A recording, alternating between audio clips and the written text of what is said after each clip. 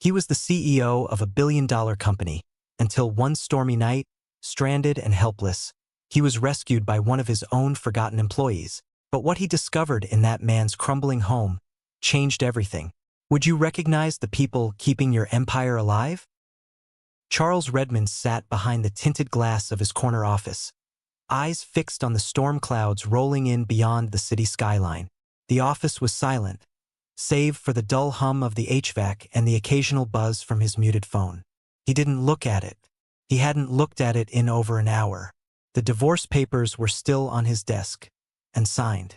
His assistant had placed them there 3 days ago with a sticky note that read simply, "Whenever you're ready." He wasn't. Charles was 52 years old, CEO of Red Track Logistics, a national behemoth that moved millions of dollars in freight every week. He'd spent the last 2 decades transforming it into a modern powerhouse: automation, data analytics, strategic acquisitions. Shareholders loved him, but lately the numbers told a story he didn't like. High driver turnover, slipping morale, more accidents, more complaints. He had teams to handle those problems, teams he paid well.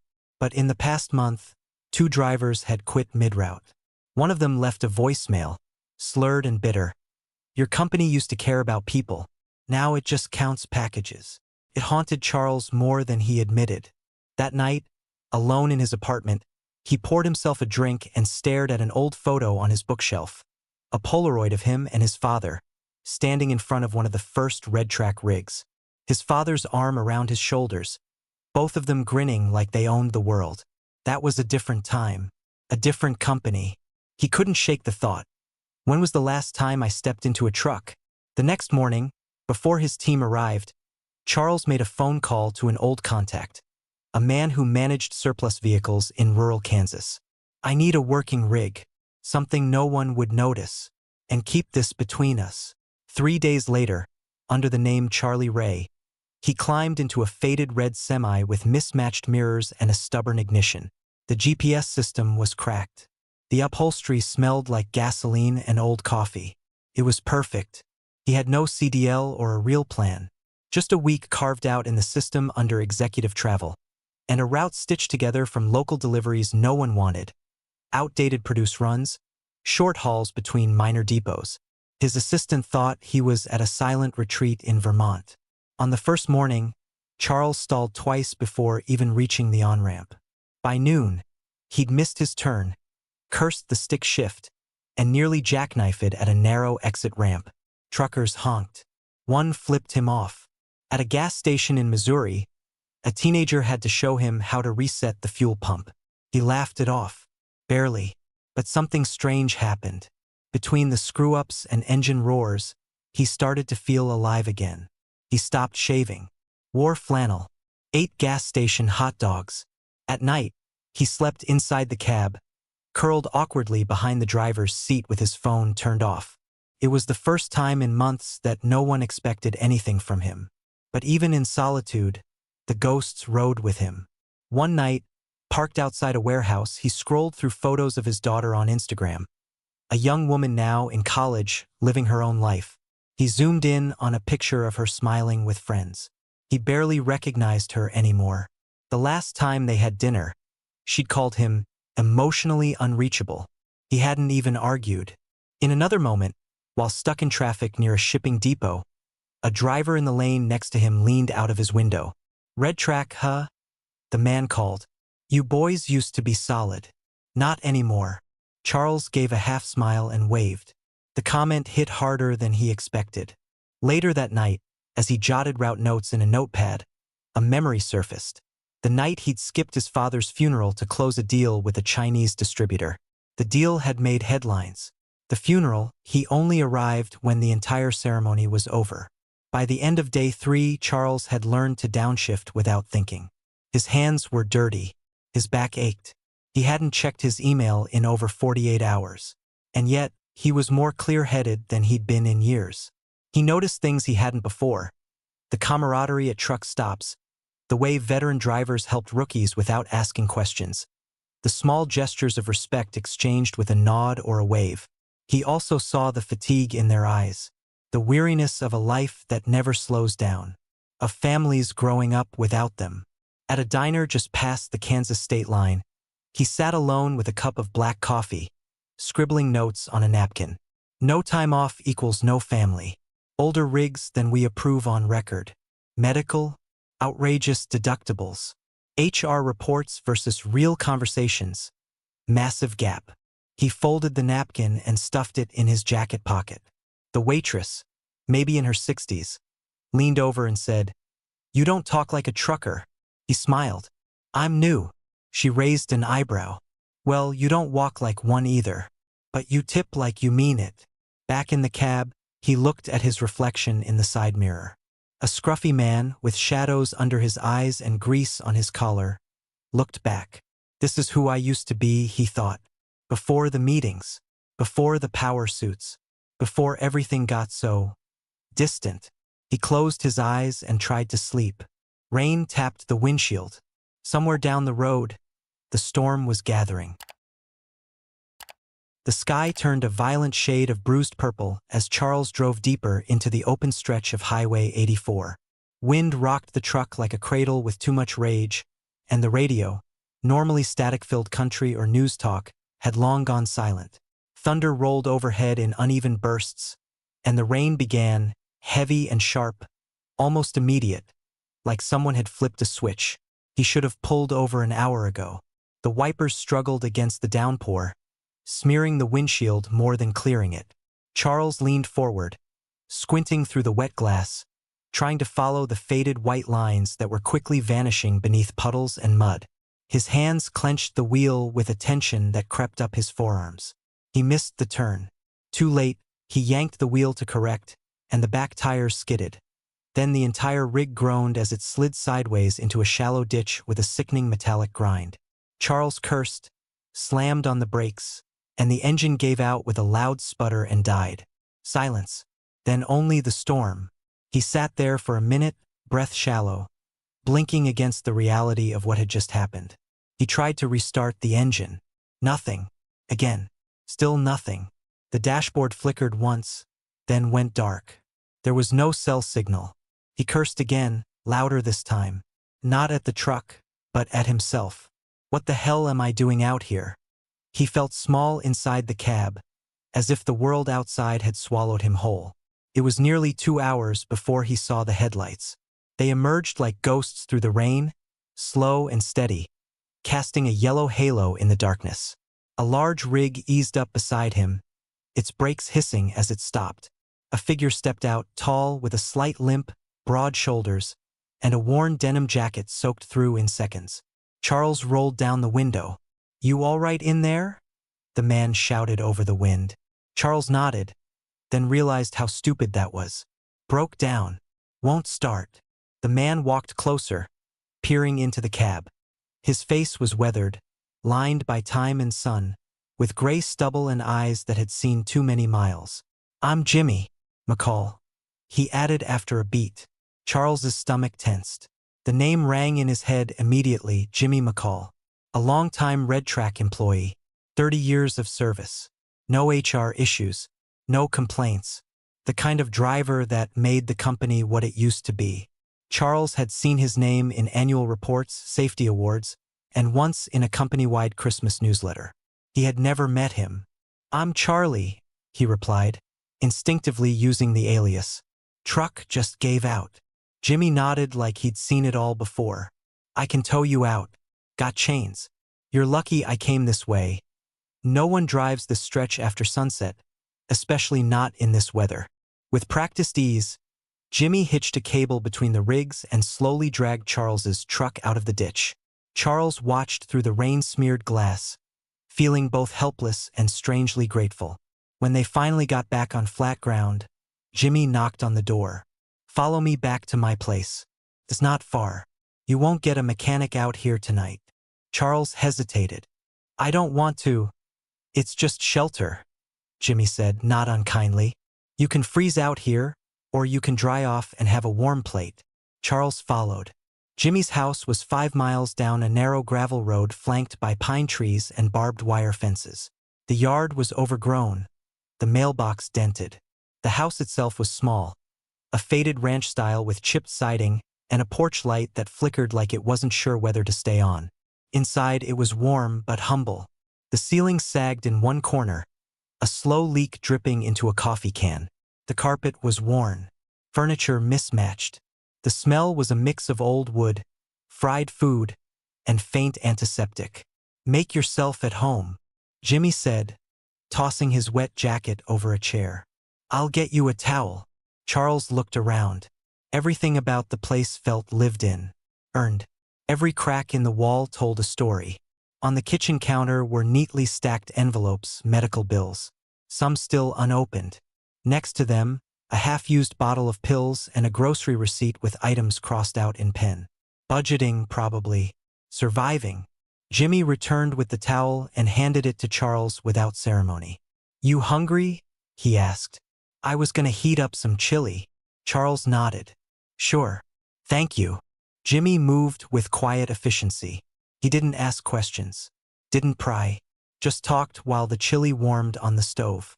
"Back in the day," he said, "Red Track was a family. I remember when your rig broke down. For guys would show up with parts, tools, and a six-pack. Now, you get a hotline and a hold message." Charles kept his head down, listening. "My wife, Linda, she used to ride with me every summer. Did dispatch from the cab with a CB radio. Hell, we were married on the road. Truck stop in Idaho." He chuckled to himself. "She loved it. Loved this life. Until the diagnosis." He didn't say the word. He didn't have to. Later, after dinner, Jimmy led Charles to the back room. It was dimly lit, clean, and quiet. A hospital bed dominated the space, surrounded by machines and wires. Linda lay motionless, her chest rising slowly beneath a thin blanket. Her skin pale, eyes closed. A framed photo sat beside her. Jimmy and Linda, both younger, smiling from the driver's seat of a rig with the old Red Track logo still painted on the door. Charles stood in the doorway, unsure what to say. "She doesn't talk much these days," Jimmy said, gently adjusting her blanket. "But I think she knows when someone's here." Charles finally spoke. "She's beautiful." Jimmy smiled, eyes soft with a tired kind of love. "She still is." That night, Charles lay on a worn-out couch with a thin blanket over him. The rain had finally stopped. Somewhere in the house, a pipe hissed softly. He stared at the ceiling, listening to the slow rhythm of an oxygen machine. He thought about his condo, pristine, cold, and full of things no one used. About his office, empty, towering, and perfectly silent at night. He thought about how Jimmy had lost so much and still had more soul in his home than Charles had felt in years. He closed his eyes and slept, thinking about this family and others who depended on his company. The morning came quietly, with a sky washed clean by the night storm and a light breeze that carried the scent of pine and wet earth. Charles awoke to the sound of clinking metal and a dog barking somewhere in the distance. For a moment, disoriented by the unfamiliar ceiling and the musty blanket pulled up to his chest, he thought he'd dreamed the entire night. The rain, the breakdown, the man who'd saved him. Then he heard it again, the soft scrape of tools and the low grunt of someone beneath a truck. Jimmy was already outside, half under Charles's rig, legs sticking out and a socket wrench rhythmically turning bolts. Charles sat up, groggy but grateful, and walked out into the crisp morning air. "You sleep like a rock," Jimmy called, not looking up. "I guess I was overdue." Jimmy slid out from under the truck, wiped his hands on a rag that had once been white, and handed Charles a thermos. "Coffee. It's strong enough to put hair on a tire." Charles took a sip and coughed. Jimmy laughed. "I warned you." They worked side by side for most of the day, Jimmy barking instructions while Charles, still clueless but willing, fumbled his way through tightening belts, checking fluid levels, and replacing a dead battery. Grease smeared his hands, sweat dampened the back of his shirt, and for once, the ache in his back felt earned. Between tasks, they'd talk. Nothing deep at first, road stories, bad diners, the best places to park overnight. Jimmy had a dry wit and a library of stories involving roadside disasters and unexpected kindness. The kind of wisdom that can only be earned one breakdown at a time. Charles noticed details he hadn't seen the night before. The frayed red track cap Jimmy always wore, its brim bent and soft with years. The patch was almost faded to gray, but it was unmistakably the company logo, the old one back when it still stood for something. His name was stitched on the side, Jimmy. In the kitchen, pinned to the wall with a rusted pushpin, was an old photograph. It showed a young Jimmy, no older than 30, standing proudly in front of a shiny red track rig. Next to him was a man in a brown suit with a kind smile and a firm handshake. Harold Redmond, the company's founder. Charles stopped and stared.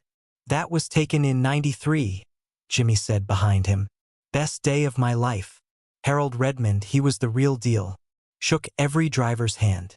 Sent birthday cards to our kids. Even helped me pay for my CDL renewal once when I was short. Didn't ask. Just did it. Charles tensed, waiting for recognition to flicker in Jimmy's eyes. But the man just wiped his hands on his jeans and nodded at the photo. "You ever meet him?" Jimmy asked casually. Charles hesitated. "No," he lied. "Just heard stories." Jimmy sighed. "Damn shame what happened to the company after he passed. Feels like they forgot about us out here." Charles felt something pinch deep in his chest. His father had died 10 years ago, and with him, a certain soulfulness had vanished from the company. He'd built Red Track from a single truck and a rented trailer into an empire. And somewhere along the way, Charles had taken the reins and lost the map. Jimmy returned to the couch that night after checking on Linda, who hadn't stirred all day. He sat heavily and poured himself a glass of something brown and strong. He didn't offer one to Charles. This wasn't a drink-to-socialize moment. It was a ritual. "Insurance company dropped us a month after her stroke," Jimmy said quietly. "Said the long-term care policy was invalid due to some technicality. Some clause we didn't even know existed." He took a sip and stared straight ahead. "She worked every damn year since she was 16. Never complained. I called corporate Red Track. Thought maybe after 30 years, someone would help us out. They transferred me 3 times. Then hung up." Silence. Charles didn't know what to say. His throat tightened. "And the pension," Jimmy added, voice rough. "That used to be the dream. Drive 25, 30 years, retire with something solid. But after the restructure, they said it's all tied up in a new 401k optimization model or whatever nonsense. I lost a third overnight." He looked at Charles then, really looked at him, eyes shadowed but not angry, just tired. "But I still drive. Because I need to. And because I remember what this company was. Before the suits. Before the silence. I guess I'm too damn stubborn to let go of what it meant." Charles felt like he was shrinking in his seat. This man, this quiet, generous, broken man, had unknowingly laid bare the failures of his leadership. And yet, somehow he wasn't bitter. He wasn't angry. He still believed. Jimmy poured himself another small glass and offered a faint smile. "Sorry to dump all that. You just seem like someone who listens." Charles swallowed hard. "I am," he said. "And I'm glad you told me." The next morning, with the truck finally operational, Charles packed up to leave. He stepped into the room one last time to say goodbye to Linda. He didn't speak, just stood there for a moment, hand on the bed rail, trying to will some kind of silent apology into the room. For the years, for the neglect, for the indifference that had made this family invisible to the boardroom. When he stepped back out, Jimmy was waiting by the truck. "You're good to go," he said. "Keep an eye on the transmission. It's not great, but it'll hold." Charles looked at him, unsure how to say goodbye. This man had changed him without ever knowing who he really was. "I don't know how to thank you." Jimmy shrugged. "Just pay it forward. That's how the road works." Then, without warning, Charles pulled him into a hug. Tight. Not a business handshake or a polite pat on the back.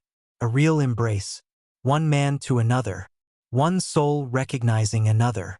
Jimmy was surprised, but he didn't pull away. He just smiled. "You drive safe, Charlie." "I will." As Charles climbed into the cab and pulled away, the mirror caught a final image.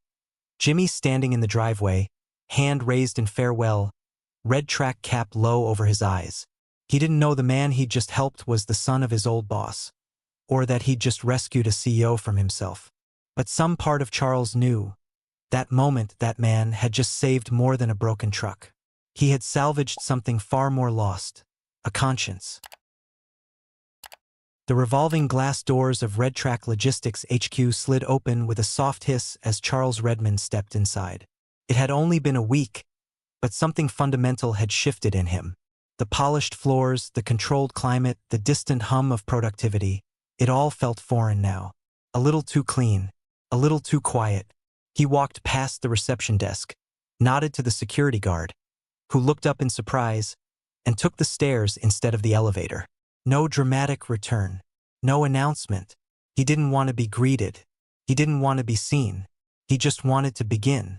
The next few days were unlike any in Red Track's recent memory, but nobody knew quite what was happening. There were no all-staff emails, no viral memos or internal campaigns, but things were changing. HR received instructions to reopen hundreds of denied medical claims, starting with veteran drivers. Every file flagged chronic care or family hardship was placed under review, not just for approval, for backdated reimbursement. Teams that had never interacted began meeting quietly behind closed doors. Logistics with finance, safety compliance with community outreach. Charles signed off on field subsidies for long-haul drivers, offering paid hotel stays every 5 days on the road. Mental health coverage was expanded. A new initiative provided educational scholarships for drivers' children, funded by a mysterious discretionary budget line no one questioned. But Charles didn't send out a statement. He didn't attach his name to a single reform. He simply watched. From the same boardroom he used to dominate with quarterly forecasts and performance graphs, he now sat in the back during meetings, listening, really listening, as regional supervisors shared stories from the road, as drivers offered input on route management systems, as dispatchers nervously mentioned flaws in scheduling software, only to find Charles nodding, scribbling notes.